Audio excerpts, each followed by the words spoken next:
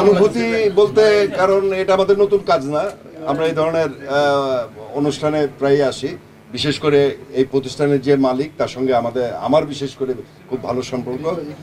আর ওনার ডাকে এবং আফতাব বিন তমিজের ফোনে আমরা সেখানে, আর এই ধরনের একটা সুন্দর একটা প্রতিষ্ঠান, স্পা এবং সেলুন ম্যান ওপেন হলো। আমরা আশা করব যে এই সেলুন অ্যান্ড স্পা ক্যাপিটাল এটা যেন আরও সুন্দর এবং ভবিষ্যতে ওমেনটাও চালু হয় এবং এর সুন্দর ভবিষ্যৎ আমরা কামনা করছি। তুমি বলো কিছু। প্রথমত আজকে যে ক্যাপিটাল মেন্স যে সেলুনটা চালু হচ্ছে, প্রথমত আমার তরফ থেকে অনেক অনেক শুভকামনা থাকলো। আর আমার কাছে মনে হয় একটা সেলুন একটা বিশেষ করে যেহেতু এটা মেন্স, একটা সেলুন একটা মানে ছেলেদের জন্য মেয়েদের মতোই, জাস্ট ওটা অনেক ইম্পর্টেন্ট একটা পার্ট। কারণ হচ্ছে কি, কারণ শুধু ছেলেরা কিংবা মেয়েরাই যে মেনিকিউর পেডিকিউর কিংবা ফেসিয়াল করবে তা কিন্তু না, এখন কিন্তু সবাই করছে। কারণ নিজেদের যত্ন এখন সবাই করছে না, কারণ অমিত ভাইও হয়তো কোথাও না কোথাও যাচ্ছে ফেসিয়াল করার জন্য, মেনিকিউর পেডিকিউর। এটা আমার বউ করেছে। যাই হোক, অমিত ভাই তার বাসায় হোম সার্ভিস দিচ্ছে। আচ্ছা, তার না কিছু বলুক। Good evening everyone. আজকে সবসময় নতুন কিছুর সাথে যুক্ত হতে পারলে সবারই ভালো লাগে। এইটা ওপেনিং আমাদের রেগুলার একটা কাজ, part of life, part of work. নতুন একটা সেলুনের সাথে আজকে যুক্ত হলাম, যদিও এটা men salon and spa capital. আমরা চাই যে সামনে যেন ওমেন্সটাও চালু হোক এবং আমরা সেখান থেকে সার্ভিস নিতে পারি, because self care and skin care সবার জন্য ইম্পর্টেন্ট। এটা ছেলে বা মেয়ে এটা কোনো ম্যান্ডেটরি না। একটা ছিল আগে যে শুধু মেয়েরাই পার্লারে যায় বা সেলুনে যায়, বাট ছেলেদের জন্য সেম সব কিছুই দরকার। সো স্কিনের নিজের ব্যাপারে টেক কেয়ার করা আমার কাছে মনে হয় এটা একটা ভালো দিক। সো ছেলেরা যারা এই এরিয়াতে থাকেন, পল্টনে বা মতিঝিল পুরো এরিয়ার যারা আছেন, খুব সুন্দর একটা ডেকোরেটিভ আমরা দেখলাম একটা স্পা। আপনারা চাইলে এখানে এসে সেলুন বা স্পা নিতে পারবেন।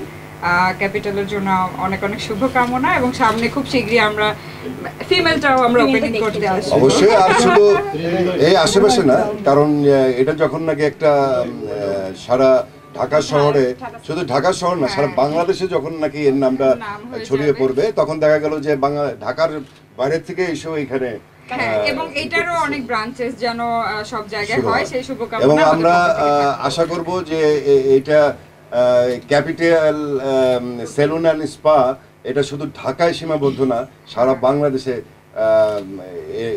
শাখা ব্র্যান্ড যেন চালু হয়। কিরকম সেটা এই বিষয়টা আসলে এইখানে এটা আসলে এনশিওর করতে নেগেটিভটা কি, এটা আমার আইডিয়া না। নিয়ে কিন্তু একটু নেগেটিভ চিন্তা ভাবনা হয় যে এই স্পার ভেতরে আসলে অনেক কিছু হয়, অনৈতিক কাজ হয়, এরকম বিষয়টা কিন্তু আমাদের এই দেশে। তবে এই প্রতিষ্ঠানের যে মালিক যেটা করেছে, তাতে আমার মনে হয় যে উনি যে নেগেটিভ যে চিন্তা ভাবনাটা, সেটার মধ্যে উনি থাকবে না, কারণ উনি মানুষ হিসেবে এবং একজন গুড বিজনেসম্যান সে। অতএব যেটা নর্মালি যেটা হয়ে থাকে সেটাই এখানে হবে। এখানে একটা জিনিস শেয়ার করি, আর এটা ফ্যামিলি হোটেল একটা। হ্যাঁ, ক্যাপিটাল এটা কিন্তু একটা হোটেল। এটা কিন্তু অনেক বছর, প্রায় কত বছর ধরে, 36 বছর, তার একটা সম্মানের সহিত এত বছর ধরে একটা হোটেল আছে। সো উনি ওইভাবে চিন্তা করে উনি সেলুন আর স্পাটা দিয়েছে। আমার মনে হয় আর কোনো প্রশ্ন থাকার কথা না। ভাইয়া, আসলে এটা আমার প্রথম না, এরকম ফিতাকাটা অনুষ্ঠানে অনেক করেছি, বা অনেকের নাম হয়েছে ফিতাকাটা আর্টিস্ট।